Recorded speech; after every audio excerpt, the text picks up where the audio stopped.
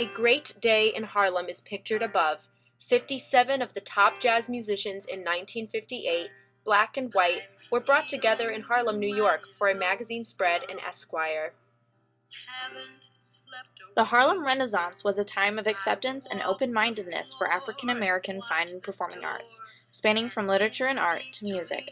This photo is of a popular blues guitarist, Robert Johnson, who lived from 1911 to 1938.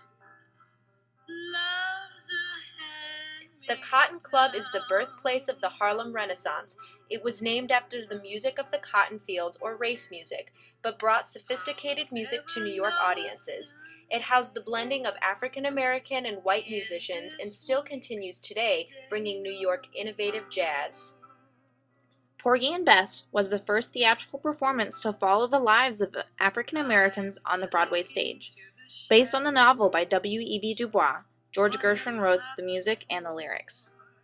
This is an early example of the racial integration in jazz music. While jazz was perceived as a black-only art form, this white bass player, and many like him, began blending the music between skin colors, starting the trend to understand jazz as an American art form, not a racially divided one.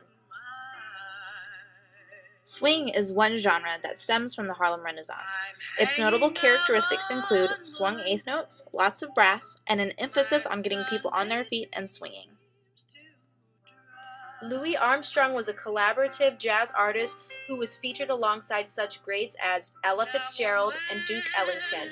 Although criticized in his time for pandering to the white audience, Armstrong's popularity helped to create the acceptance of race music to the conservative upper class.